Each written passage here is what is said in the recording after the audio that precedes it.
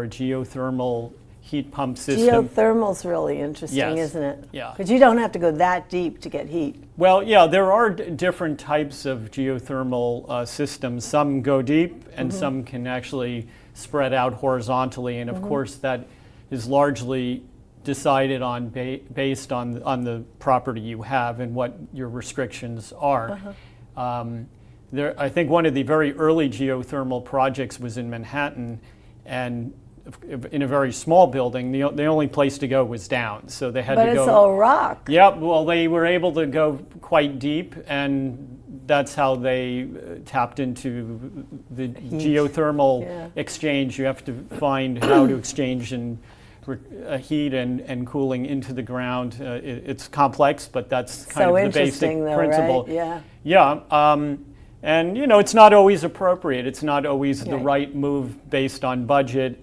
I mean, one thing I would say with country homes, particularly if we're talking about places like the Hamptons, they don't often always pay off right away if you're not using the house continuously during the year. Right. So yeah, there's a lot of conditions to evaluate. Of course, when you put solar panels on a rooftop, you may, if you do a study, you may find that there's just too much tree coverage. And so that happened at our house. Yeah, I did the same study and decided not to because I did. I want to be green, but do I want to take down a lot of beautiful trees that I wanted to preserve anyway? And the town will let you, No, so that was a decision I made because it didn't seem worthwhile, frankly, because I don't want to do one sustainable move at the expense, of having to do some other damage. Yeah, so it's always a trade-off, and everything's case-by-case analysis, so there's no simple answers to sustainability. When you were a little boy, did you always want to be an architect? How did that evolve? Well, I have wanted to be an architect for a very long time. I would say even before high school. I've always been surrounded by the arts, and I have a mother who's still practicing, who's a very well-known sculptor and painter. Actually, recently I installed 2 of her gigantic creations on my lawn in my own property, and they were strategically placed to connect with the house. So I was surrounded by the arts from a young age. I actually worked and drew in my mother's studio when I was a kid. And what really attracted to me, I guess, about art was the concept of transformation, where I noticed as I was doing things, just little changes, a change of the pencil stroke or a change of this or that, or an addition of a hat on a person who I might have drawing. In the end, I wasn't so interested in representation as I was interested in creating my own new idea of something. And that's definitely my mantra for architecture, that I believe all projects should strive to be transformative. That's what would distinguish it being just building versus architecture. Obviously, much of the built environment is what we would only classify as buildings, like an industrial shed that you have nearby. There is no aesthetic intent. There is no goal for that. That's very utilitarian. But architecture is about, it is combining engineering and aesthetics to create. The outcome needs to be aspiring towards art and a new perception of doing things or way of looking at something. It always blows my mind. I have a few friends that are architects, and when I go to their house, and just the way they use space, it just boggles my mind that they'll find these little areas and make it into I don't know, something that you would never dream. You just think, it's just going to be a space underneath a staircase or a corner somewhere, and it turns into this wonderful jewel in the house. So I think architecture is it's just amazing. And you design everything yourself? Yes, I run a small, a boutique practice. It's a very custom practice. We do residential and commercial projects. And as I mentioned, I am a LEED accredited architect.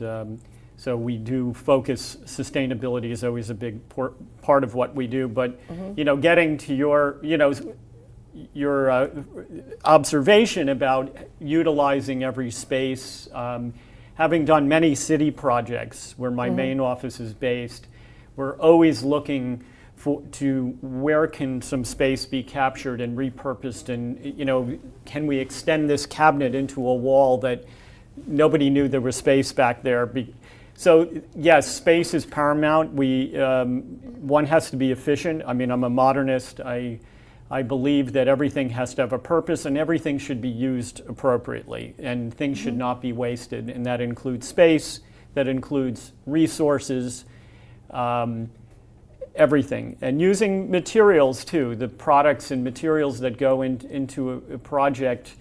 I mean, we all have budgets to work within, and there are times you need to have the big ticket item, but why use that where it's not necessary, where a far less expensive material could do the trick for you and accomplish what your goal is. It's really, what is the goal I'm trying to accomplish, and then deciding on at what level of expenditure is needed sometimes. And sometimes you have to reserve that in your budget for the real important feature pieces. Right. So how long have you been out in the Hamptons? I've been out in the Hamptons since 2005 when I purchased my first property, where I am today and where my home, and I use it as an operations for my Hamptons-based work. I have a studio space there as well. So I've been out for a while, and I came for professional and personal reasons and ended up really falling in love and wanting to spend more and more time out here. And so now my practice has a Hamptons component to it, and we do work in other parts of Long Island as well. So it's a great sort of satellite office for us to work from. So you recently did a house in Northwest Woods that looks so interesting. I looked at all the photos. Yeah, I think we have a photo of it. Yeah, that one's a couple of years old. That just happens to be on the brochure that I brought. I mean, Oh, there it is. Yeah, there it is. I mean, that's a very important project of ours. It was actually designed.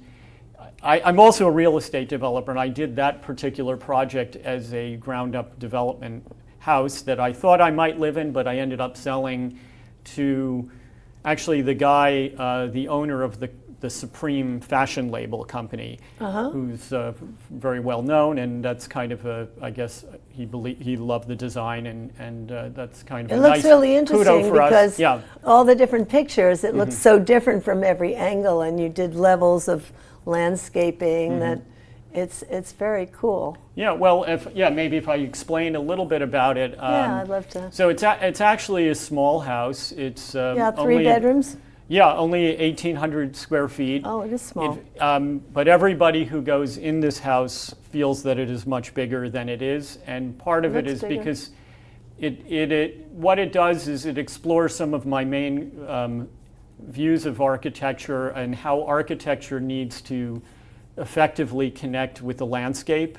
And this house is very much about connecting with the landscape, drawing elements of the landscape into the house, creating outdoor rooms where one room from the interior essentially flows into an outdoor space, so it feels far bigger than it is.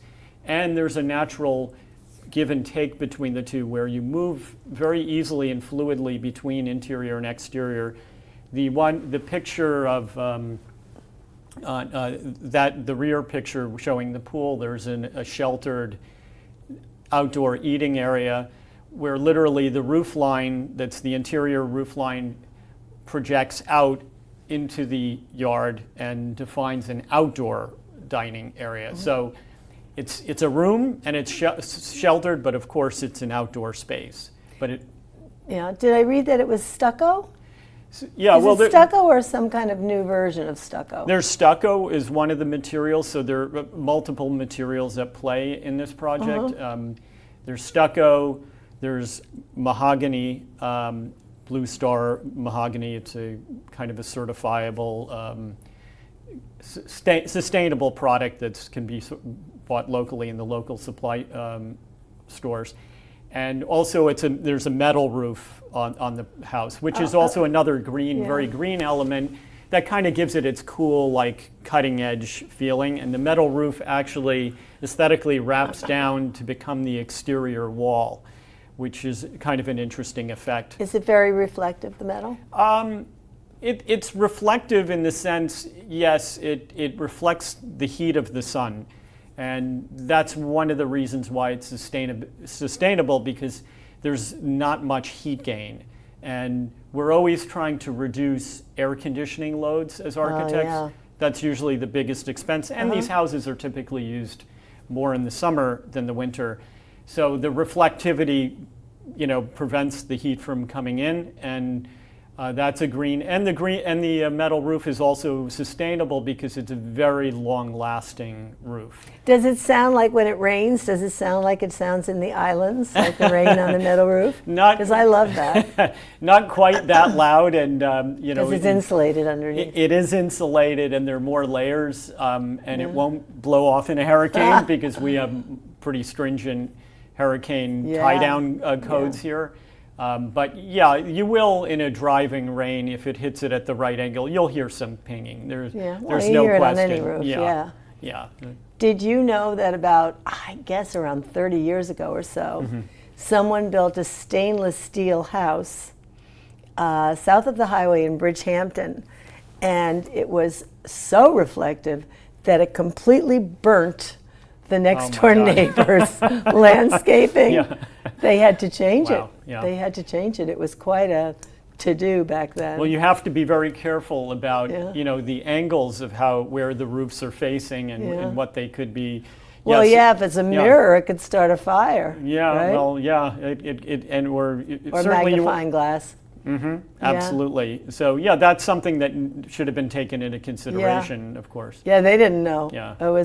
Everybody was shocked. But maybe something. These things were new back then, and people wouldn't have even thought of that being a possibility. So So when a person's like thinking about renovating, do you do renovations? Yeah, we do ground up and renovations. A lot of our city work is renovation oriented, both our residential and commercial projects. So if a person's like thinking, oh, I want to renovate my house, or they buy property and they want to build a house, how do they choose an architect? Do they research different architects, or you have a website, Joe Eisner Design? We have a website. We're on Instagram, Facebook. I mean, and for me, frankly, these are new. Social media is a new phenomenon in my office, so we're a little late catching up on all that, but we're doing that now. But in terms of... You'll make less mistakes coming late to the game because it got out of hand, really. Yeah, I mean, if I were to give advice on how one should choose an architect, and I would say there are two main components. One is, of course, you need to be, the body of work that you see of this architect really needs to speak to you. Yeah. And it's very easy to see that because there's so much access on the internet. There's so many visuals. We're fortunate that having a visual field, we can have our whole portfolio of decades of work out there to be viewed by somebody. So, number one, that work has to appeal to you. You also have to believe that there's diversity in the work, and that if you're a residential client, are they going to do some formulaic approach for my job? Or like cookie cutter houses? No. Or are they going to try to come up with inventive and unique solutions? And of course, that's much more difficult and takes much more time and energy to do that than to repeat and recreate the wheel. We aspire to doing innovative work in every project. So, so there's the work, liking the work, but also believing in the architect that they are going to really understand and communicate well with you as a client. It's a very long relationship, generally. It's not like going out and buying a car where you talk to a salesman and a half an hour later you could be driving out of a showroom. Our process of years. Could be, months to years. And months of design and a year to build. And there's our clients have to be involved or need to be involved to the level they want to. And my clients do run the gamut. Some are highly involved, some are very hands-off. I prefer more in the middle because I want our clients to always understand.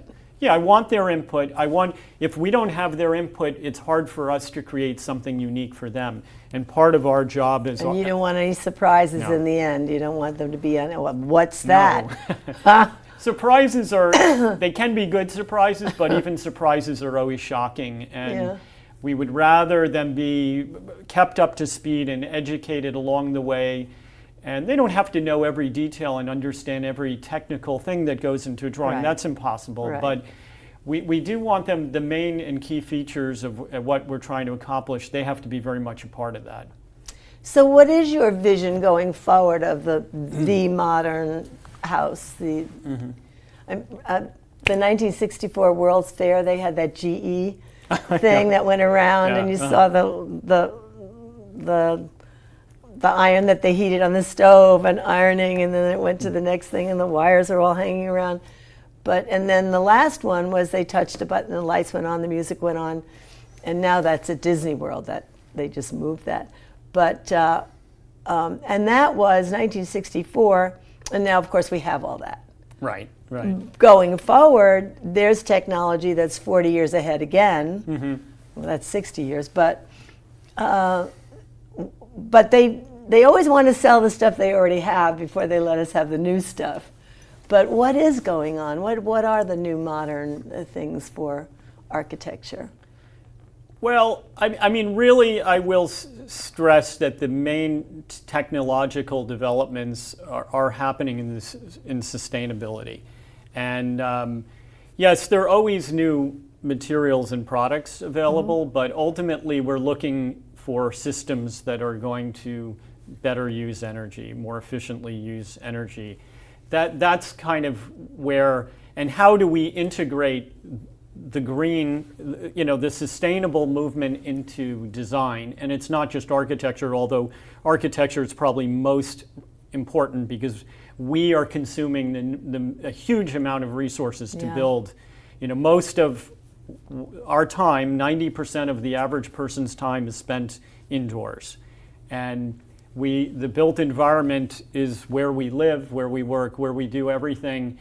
And yeah, this is where a lot of energy needs to be focused. But yeah, I would just say that there's, it's hard to get into all the technical things. It's a tough question to answer. Well, the smart houses, Yeah. And now they want us to get these Nest thermostats. And when I lived in California, they were doing that, and then everybody was kind of up in arms because they felt like it was a way for them to be spying on us and know everything we're doing. So I'm like, should I get a Nest thermostat or shouldn't I get a Nest thermostat?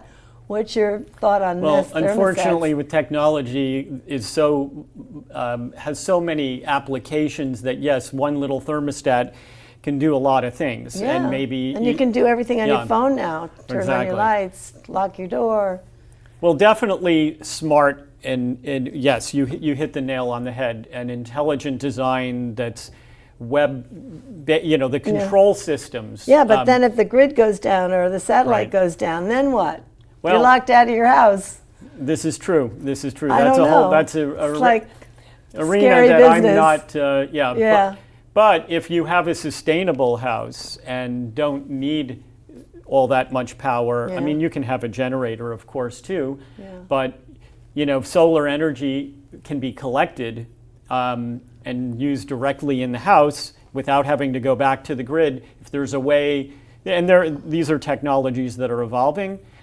You could be self-sufficient in a way. I mean, there are off-the-grid houses now. I wish that Tesla was doing these shingles that were solar shingles, but now I heard that he sold that part of the company, or it didn't work, or it was too expensive, or I don't know, but it's a long time coming. I was like, oh my God, that's great. Oh yeah. I think it's just a fabulous idea. It's a great idea, and really what that idea is about, using the skin of a building to actually collect energy. And they're doing it in, that's one example, and there are even glass panels that can also collect energy.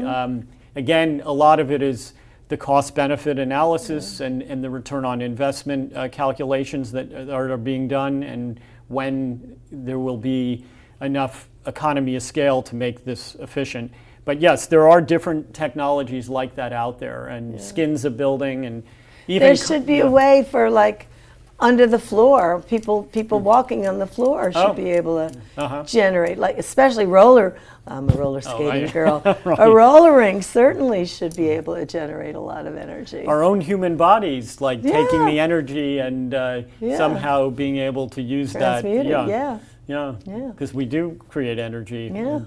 So what are you doing on your own now? Your mom was an artist and you're an artist. Oh, are you doing anything on your own property? Well, you installed the sculptures. Do you still paint, or what are you doing to keep connected to the arts? Okay, well, in addition, I may not have mentioned this, but in addition to being an architect, I'm also a furniture designer. Oh, that's so cool. I guess I do two things that are related to my field, and I do believe that architecture is a broad field that should connect to other things.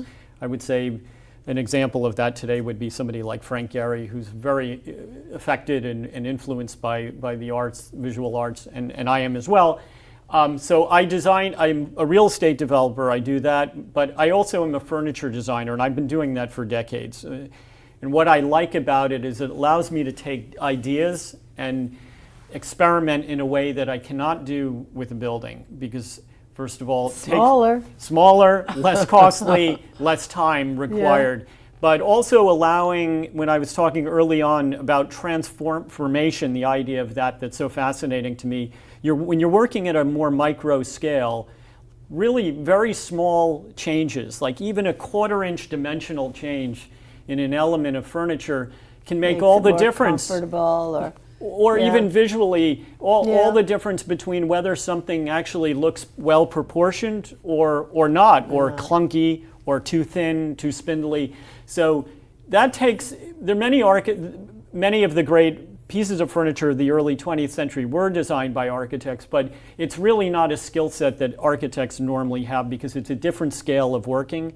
And but I do believe it's very supportive of what I do, and that's why we're very detail oriented, and that to me was a natural for me to get into that level of, if we're doing an interior renovation project, a lot of the budget can focus on details that you may not get to do on a big project. There's not. Did you ever see at the Watermill Center Robert Wilson's collection of chairs? Oh, yes. It's fun, right? Yeah, that's really a lot of fun, yeah. So what's your next project in the Hamptons? This one is in Northwest Woods, right?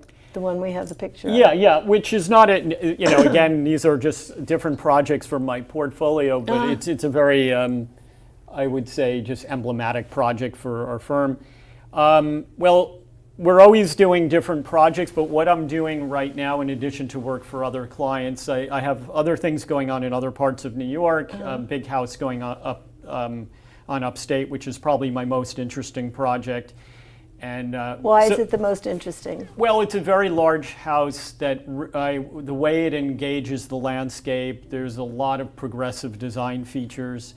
It's kind of a U-shaped home that conforms to changing terrain and landscape in different portions of the house, so it's kind of complicated. Is there a pool in the middle of the Yes, U? there is a pool, yes, and it has spectacular views. Mechanical drawing in high school, and I designed a U-shaped house with a pool in the middle. Oh, yeah. So it's sort of like in a skewed U-shape because it's conforming to specific site requirements and things. But upstate it's very hilly and mountainy and rocky and. This is near the Catskills. So cool. But for my own property right now, I am actually getting into another level where I want to use and transform my house into not only a venue to show art, because I do have an art collection and pieces there, and that I like the house to feature and people to see, but to use it for performing arts and events as well.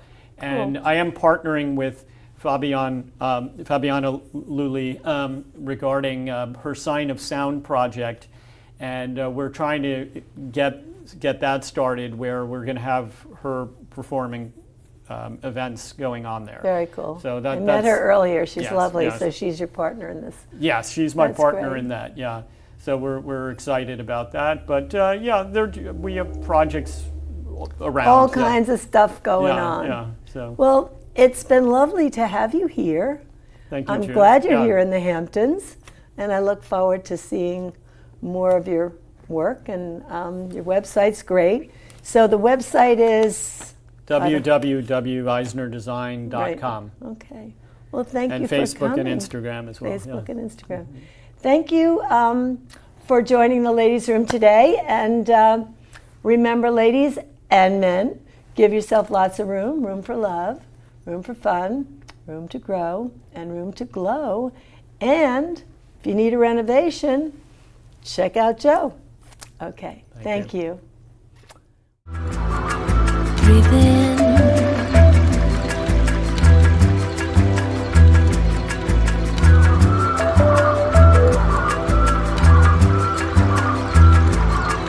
Breathe in.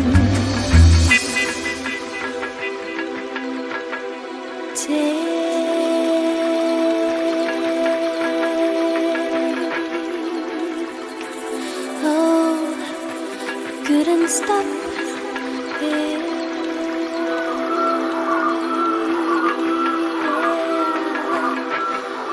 Couldn't stop, no, couldn't stop.